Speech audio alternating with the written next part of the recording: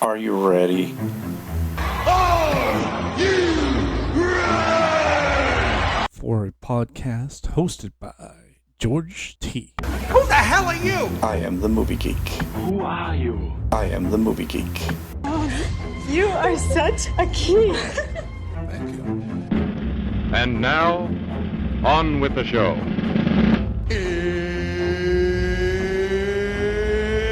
It's time! It's showtime. It's showtime.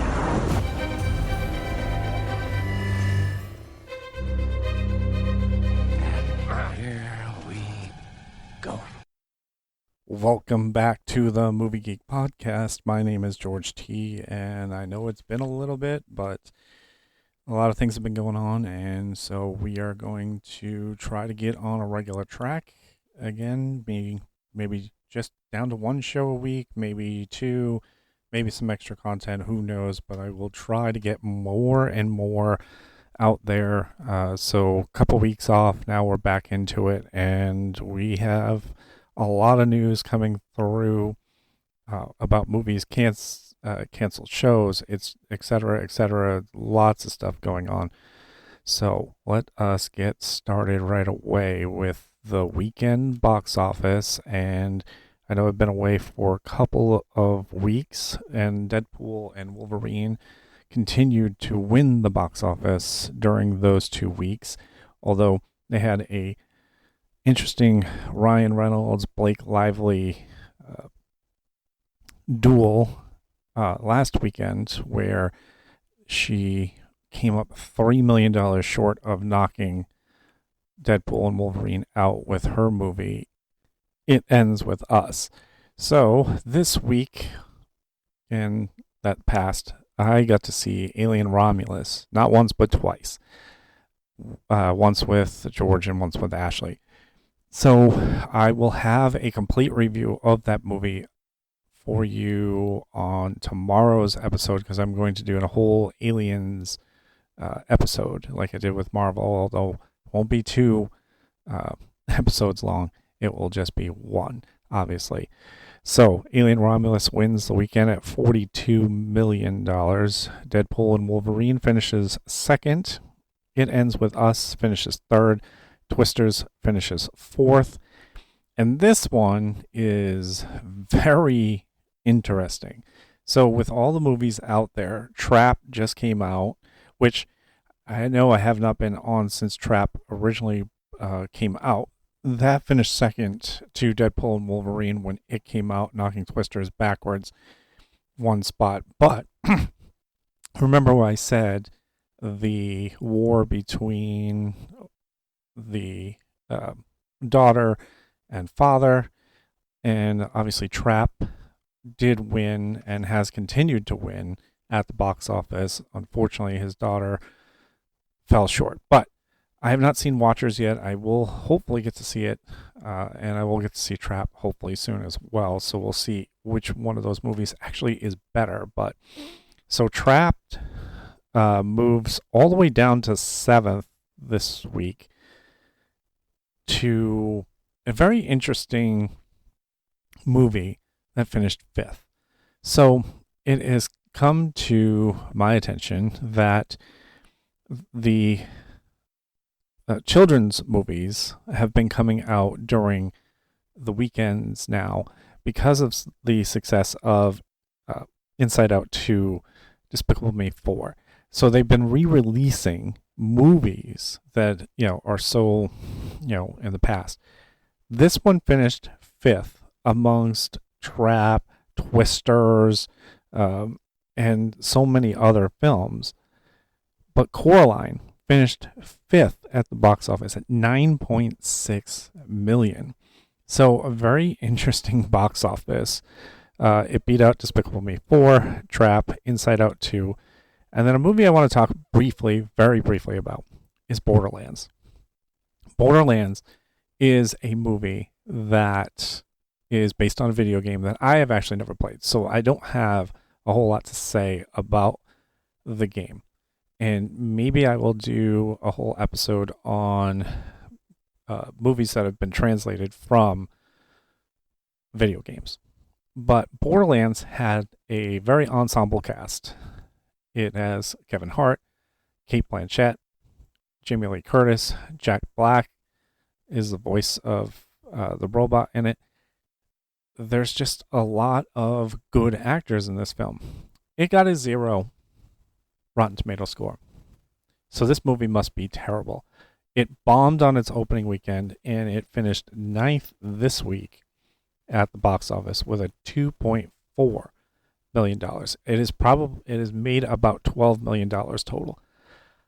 That is just astronomically bad for an ensemble cast. So this movie must be just absolute borderline trash. See how I like Borderlands, borderline? Love it. Okay. That being said, this weekend is a very interesting weekend. It has The Crow remake with Billy Skarsgård against Channing Tatum's Blink Twice. And both of these films are, they look really, really good. Hoping to get to see at least one of them, maybe both of them very soon. It is going to be an interesting weekend, to say the least. Both of these movies coming out at the same time, just after Alien Romulus, which I liked. And like I said, I'll give you my review on it. But we'll see how the box office goes this weekend. I know The Crow has got a pretty big following. And Blink Twice just definitely looks weird. And I think people will gravitate toward Channing Tatum. So, and a lot of people like Billy Skarsgård. So it'll be an interesting duel. I can't pick a winner. Although I would, if I was going to bet, I would say The Crow would beat out Blink Twice. So let's see if next week's show I'm right. Okay, I bet a little bit. But all right, moving on. So we have a lot of news, Marvel news. We have D23 that came out. Disney came out with their own little like Comic-Con thing down at Disneyland. Max has also introduced a bunch of shows. I'm not going to go through all of them. Some of them do not interest me, but I will mention a few of them. And then there's some biopics coming out that I want to talk about as well. So let's get into at least the biopics first. So there is talk that Chris Hemsworth is going to be doing a Hulk Hogan movie. Again, there's just a lot out there about it. I wouldn't mind seeing something like that. I think Chris Hemsworth would be a really good Hulk. And then that gets me to this bit of news. So Matt Damon and Ben Affleck are going to team up again to write and direct a movie about Hulk Hogan, but this time it's more about the Gawker case. So for those who aren't familiar with this, Gawker Media was like TMZ, or was trying to be TMZ. And they got into the personal lives of a lot of people.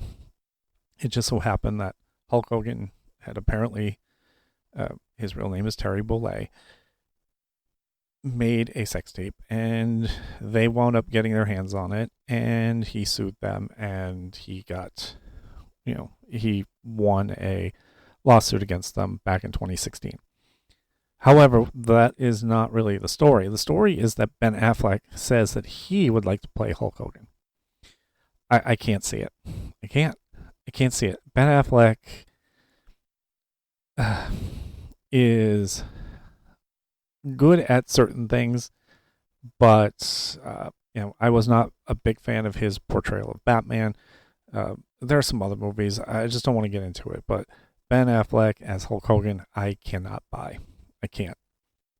So there's also a movie that will be soon in production. It is going to be a biopic of John Madden. John Madden was the Raiders head coach for many years. He is also now famous for his video game that comes out every year. And a very interesting choice to play him. Nicolas Cage. Look, Nicolas Cage is everywhere. He is beloved. He is, iconic. He's made some good movies, and nowadays he's making just movies. He is working hard to rebuild an image, and I don't know. I don't see it. However, as some have mentioned on the internet when I was reading some of this stuff, and I do believe that this would be a better choice. I know a lot of people may not know who this guy is, but Frank Caliendo, who is a very funny comedian who has done millions of voices of a lot of athletes. If you just go to his Instagram or his website, or if you know who he is, he also did Frank TV, which was a skit comedy show on Fox back in the day. He is a very funny comedian, and he did John Madden for so long. So my question would be, why wouldn't you cast him there? And then, some people were writing, well, if he isn't good enough to play John Madden for this guy, and they're going to put Nicolas Cage in there, can he be Pat Summerall? Because Pat Summerall used to do the games with John Madden, and he's done both voices. And I mean, if I must say, I would see, or if they were true about wanting to do it, they could have put Frank in both of those roles. Just like they did with Eddie Murphy back in Nutty Professor, Michael Keaton and Multiplicity. There's several more examples of it, but I just don't see John Madden as Nicolas Cage and vice versa. I think Nicolas Cage should stick to what he's been doing lately, and that is as many movies as he can. Dream Scenario was one of the last ones that I saw of his, which was a very interesting movie, and you kind of feel sad for him in the very long run because his world falls apart in this movie. And it's just a weird movie. If you haven't seen it yet, and you're a Nicolas Cage fan, go ahead and watch it because it is really interesting. So, Marvel news. I know we're going to start there because, I love Marvel. Marvel Studios has canceled their Hall H appearance at next year's San Diego Comic-Con and any tie-in movies to that, like they did this year. When they went to Hall H, they tied it in with Deadpool and Wolverine. I think this is an interesting strategy because they are now focused on getting to 2026. So they are canceling things. They are rebooting things or restarting things or giving another series that was interesting, but they are giving them another season. I just found out that Moon Knight is getting a season 2. So this might be the way to introduce Blade, because at this juncture, I cannot imagine that Blade is going to be released in 2025 when it was supposed to. It's just, there's so much out there right now about how bad this movie is going with production, with the crew, money. It's a mess. It is a mess. So, Ryan Reynolds putting Wesley Snipes in and making that comment, I think Marvel is punting on this idea, just like they punted with Eternals. They have scrapped Eternals from existence, and they had set up for some movies along the way, but they just said, we're not doing this. I did read that there may be a way to erase the Kang from existence type thing, and I think we're still going to use the multiverse, but we're not going to be all about the multiverse. And I mentioned that in the last one. It just seems to me that they are now focused on doing what they were good at, and that was good storytelling, not giving too many movies out there at the time, because even through 23, I think it was, movies of phase 1, 2, and 3, they were spaced out well enough that it worked. They were able to tell stories. So we will see how this goes.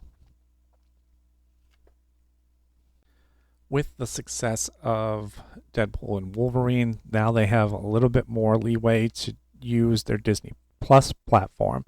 There is talks that there will be, right after the Ironheart show comes out, a Strange Academy show. This will feature Doctor Strange training a bunch of young recruits, as this will probably be the way that they will be able to stop Doctor Doom when Doomsday comes in. So I will keep an ear out for that. I think this would be interesting. Doctor Strange, and I mentioned this in the Marvel one, has been in a conceptual way, like when he is with the Avengers or he is with other people, he is good. For some reason, his solo movies haven't been the big hits that you think of.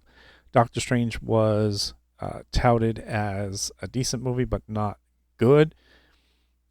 And then The Multitude of Madness was just not what people expected. And I don't know why that is. Why they didn't do more of the multiverse after Spider-Man No Way Home. You know, it is what it is. But that is in the works as well.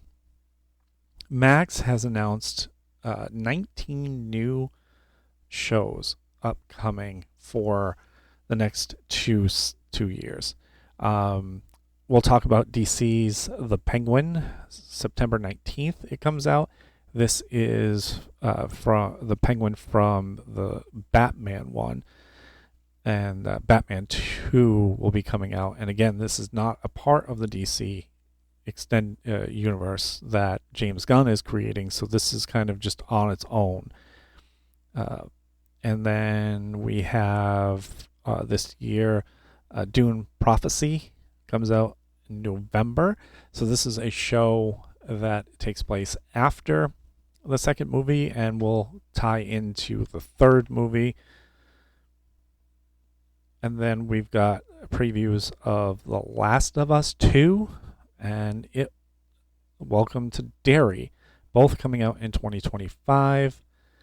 I wanted to speak about those again because I think these are going to be very interesting shows. It has become quite a phenomenon since being rebooted. Billy Skarsgård has done an amazing job as Pennywise. So I think this show is going to be very, very good. Last of Us 2 is very interesting as well because those of us who played the video game know what is coming, and I would like to see from the preview. It doesn't really give a lot of detail, but I can't imagine that they won't go by the whole game. But maybe they will. Maybe they will do something completely different, but I don't think so. So some people are going to be very upset. If you don't know what happens, I'm not going to tell you. You're just going to have to find out for yourself. And another spin-off of the House of Dragons is coming out next year as well. A Knight of the Seven Kingdoms. And it ties right in with House of Dragons. And I don't know much about it. All I know is that they announced it. And like I said, there's about 14 other shows. I didn't go through the list. Well, I went through the list, but I'm not going to go through the list because some of the rest of this stuff just does not interest me in the least. So, or, if somebody wants to know I will put it in another show, but not in this one. Finally, let's talk about D23. This is Disney's Hall H from San Diego Comic-Con. So this took place a couple weekends ago, and they had a lot to come out. And a lot of surprises in this, and obviously it ties in with Marvel because Disney is Marvel. Disney is everything, actually. And I think they did a really good job of doing Alien Romulus the right way.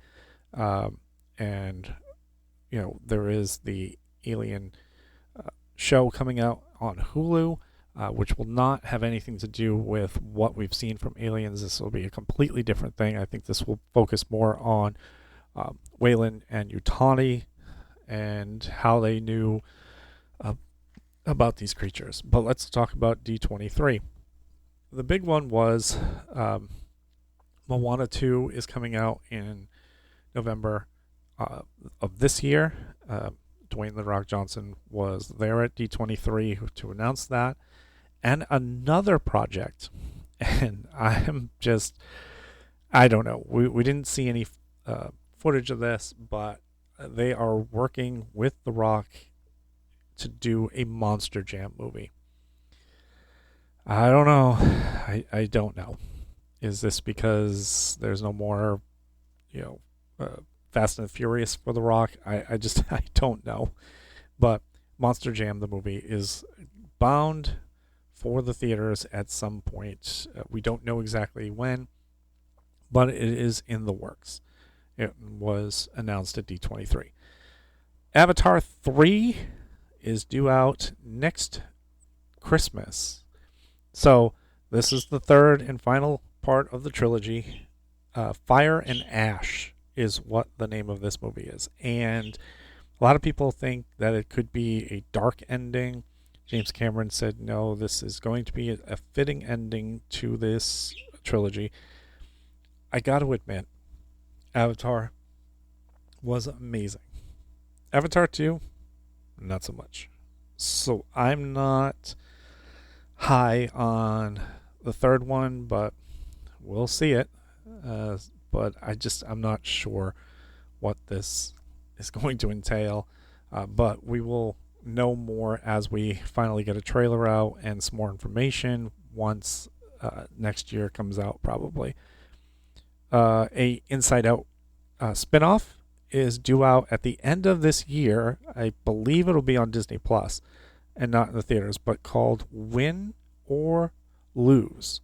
So again, we're going to take the Inside Out cast or something to that effect, and we're going to do this movie called Win or Lose.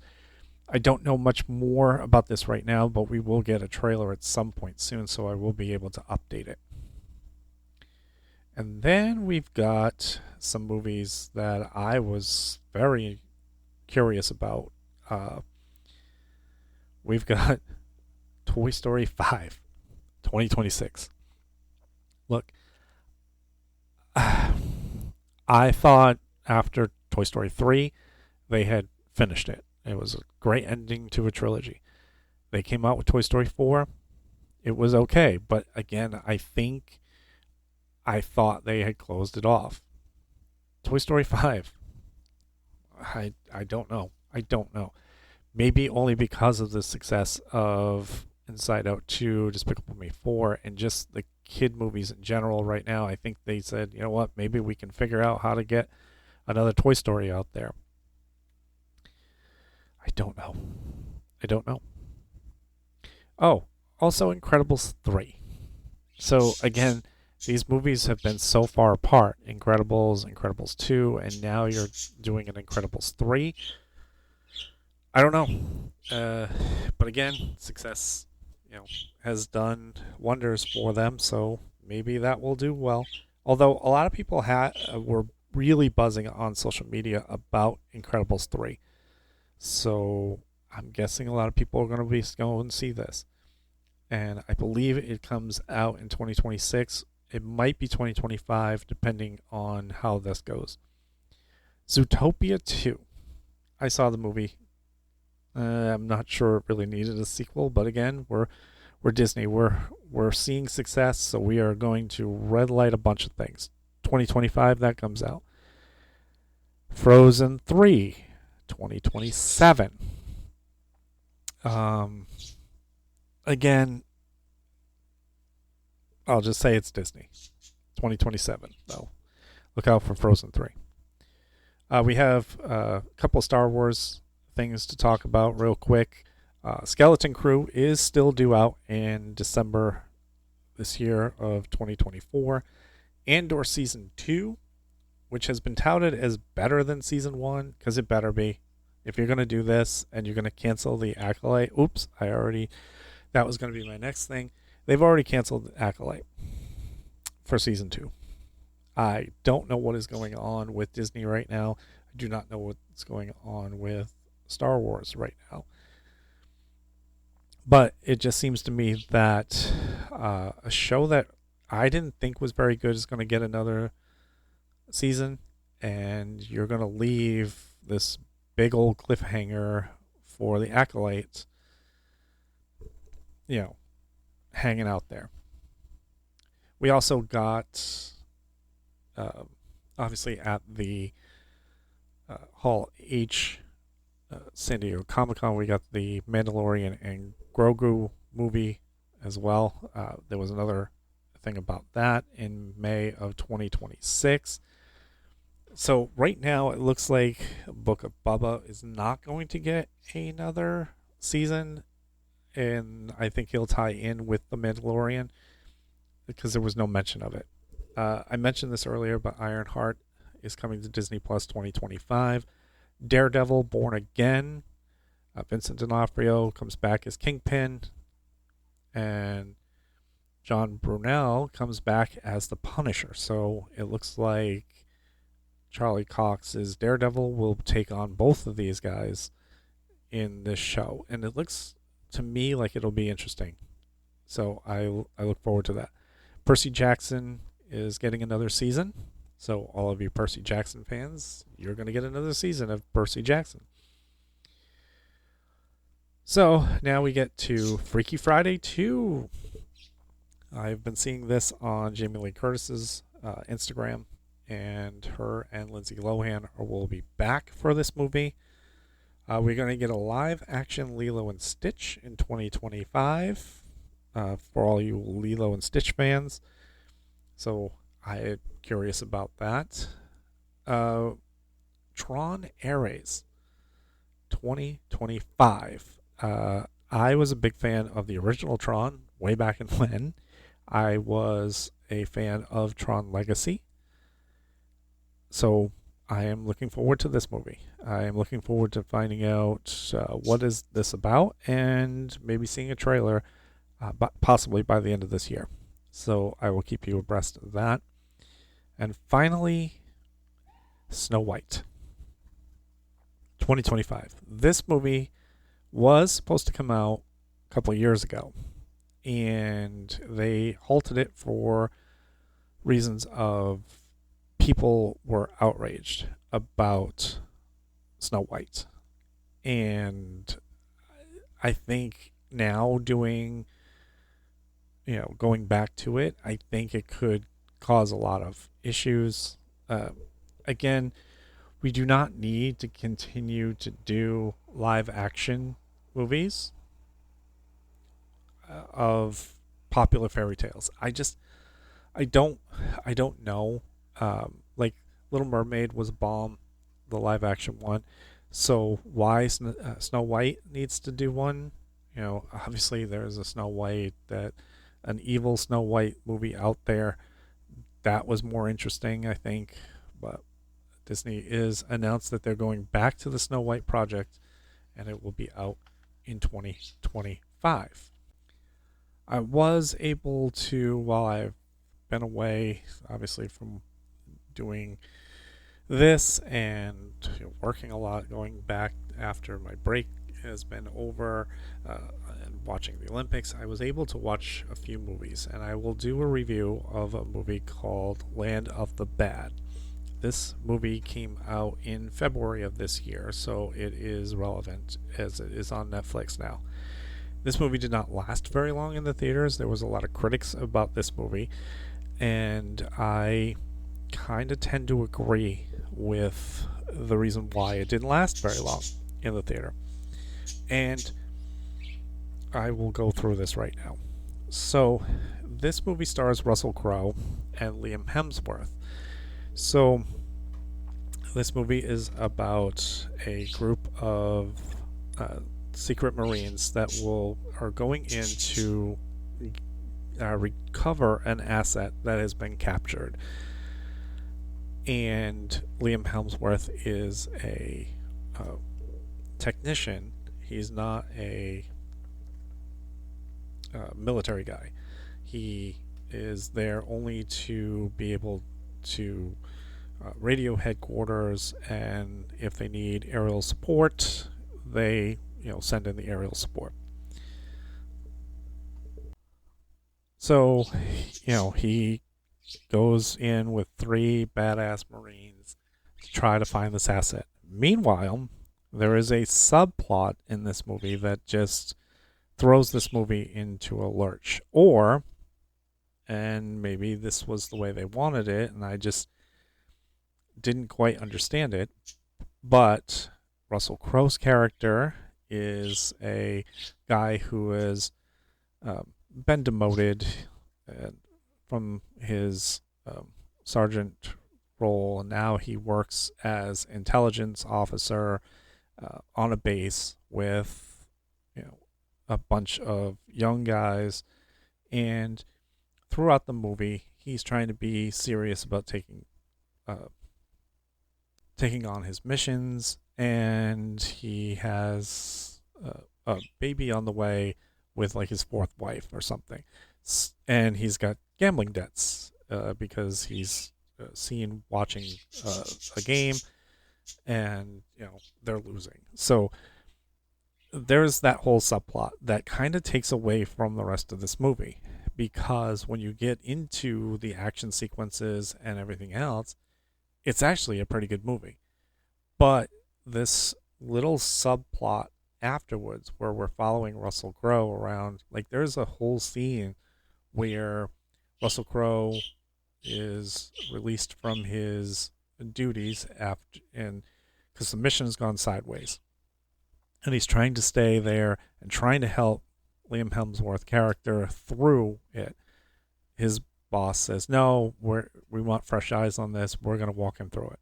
So he winds up going to the grocery store while all this shit is happening with Liam Hemsworth, and he's trying to escape this just guerrilla militia.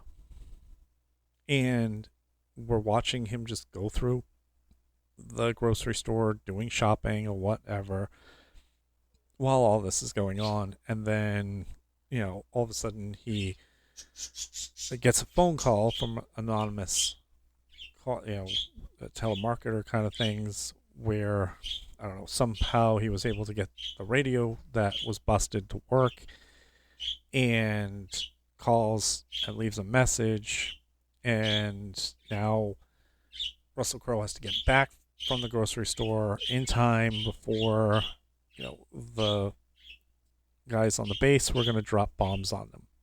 And it's just a jumble mess. But in its totality, if you just watched it for the action parts, it's not actually that bad. And it's intense at times, and that's what should have been a part of this movie, and probably would have been a better movie if there was something else, a subplot or something else around it that made it better. But it's detracted by this Russell Crowe angle that I'm going to go out shopping, and then the guys at the base don't answer the phone when people are calling because they're too interested in watching the game. It either tells me that the director was trying to say, this is what may be happening to our troops in war times. Or it was just bad writing. It's really hard to know. So I cannot give it any thumbs up or thumbs down because I think it's a watchable movie. Like, if you like action, if you like Liam Hemsworth, it's worth a watch. If you are really looking for a really good, war movie, this is not it. Or espionage movie, this is not it. Because again, it's taken away from the a good movie because of the stupid stuff, the subplot. It really is. So that is my one and only review for this week. I will have more reviews coming up. I've got a lot of movies that are now out on Netflix and Amazon Prime, Peacock, that came out this year. I won't go back and revisit old movies that I've been trying to catch up on in my Netflix inquiries. I don't think they're relevant, but if you have a movie that you have seen and you want my take on it, feel free to drop me a message on Spotify, or if you're listening to this on YouTube, drop me a comment and I will try to maybe incorporate that into another episode. I'm all for that. And I just want to thank everyone for listening, or still listening anyway, and look for the Alien one tomorrow. And I will see you all at the movies. See you next time. Bye. Waiting for you. Goodbye. Goodbye. Goodbye. Hasta la vista, baby. That's all, folks.